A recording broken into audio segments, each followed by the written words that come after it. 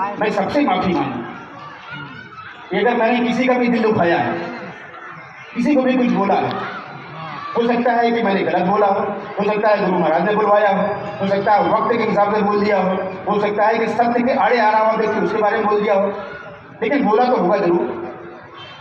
क्योंकि प्रेमियों, अगर वाकई आप चाहते हो कि गुरु महाराज के आपको दर्शन हो, मैं तो ऐसा नहीं बोलूँगा जैसे लोग बोलते हैं तो भ्रम फैलाते हैं और वही बाद में गुरु बन जाते हैं।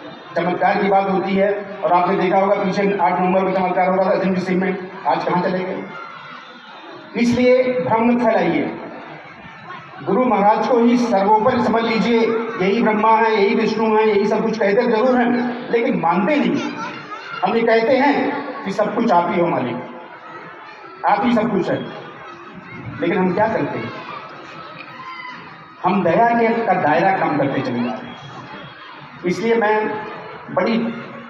बड़े कम शब्दों में यही बोल रहा हूँ। मेरा बार बार यही कहने का मतलब है कि आप जो है लोगों को माफ़ कर दीजिए। जीवन बहुत छोटा है, ये प्रकृति के द्वारा परिवर्तन होने जा रहा है। परिवर्तन जो है किसी भी सत्संगी के द्वारा नहीं होगा।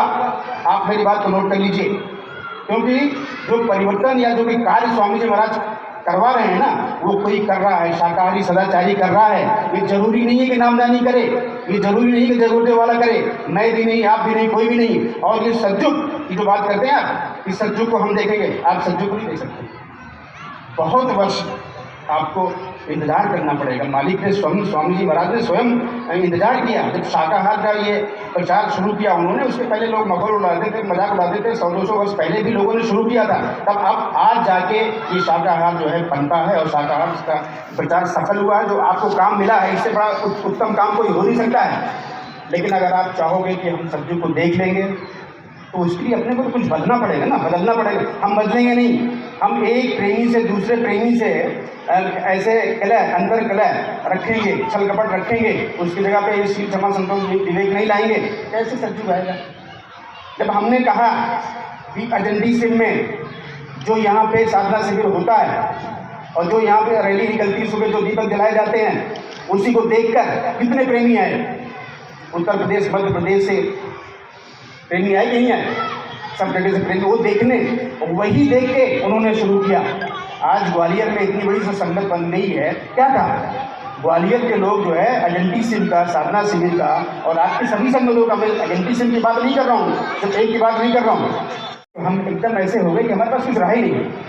लेकिन 2016 में जब आपके पास आए, अन्ना जी मिले, दादाजी मिले, हमने पूरा रिश्ता बना लिया, पूरा परिवार का रिश्ता बना लिया कि हम कुछ करके दिखाएंगे देश में कि जलगांव संगत है क्या चीज़, और जलगांव संगत का ये मॉडल, और जलगांव संगत क्या कर रही है, गुरु के वचनों पर चल रही है, शाकाहार प्रचार कर रही है, सत्संग कर रही है, लोगों को बनाने का, मानव कल्याण का कार्य कर रही है। इसको पूरे देश में आज भी ज़रूरत है और अभी भी कुछ बिगड़ा नहीं है।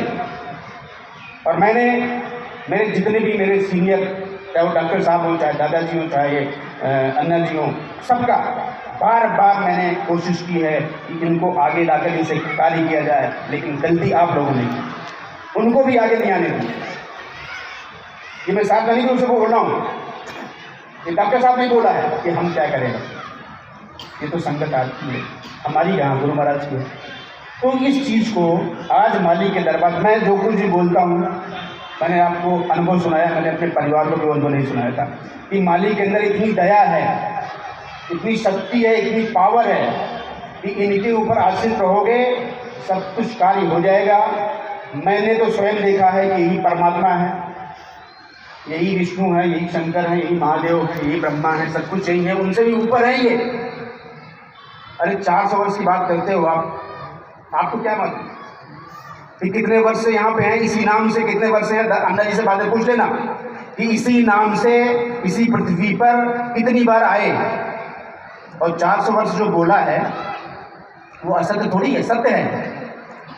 और जो मैं आऊँगा, मैं चौथा यज्ञ रचाऊँगा, मैं सब्जी की डेट बताऊँगा, सब कुछ सही है भाई, कुछ भी गलत नहीं, पत्थर की लकीर है। लेकिन आपके हमारे समझने की बात है ही नहीं हो, हम समझ ही नहीं पाते, क्योंकि हम उलझे हुए हैं अपने छोटे छोटे कामों में, छोटी छोटी बातों में उलझे हुए हैं, और इसलिए हमारा प्रेम समाप्त होता जा रहा है। जब तक आप पुनः प्रेम जागृत नहीं करोगे, जब तक अपने बुजुर्गों का सम्मान नहीं करोगे, अपने बड़ों का आदर सम्मान नहीं करोगे, उनकी आज्ञा का पालन नहीं करोगे, कुछ नहीं मिलने वाला। गुरु महाराज ने 94 में कहा था कि ये जितने भी उपदेश दे रहे हैं चारों तरफ जा के, ये जितने वो उपदेश हो रहे बंद होने चाहिए। इनके पास कहीं कुछ नहीं है, देख लीजिएगा लिखा हुआ सरकारी सच्चाई में लिखा हुआ, इनके पास कुछ नहीं है, जो है मेरे पास है। ये मालिक ने स्वयं बोला है कि जो है मेरे पास है, किसी को तीसरे को आने मत देना, मैं और तुम, तीसरा कोई नहीं। इसका क्या मतलब होता है? क्या मतलब?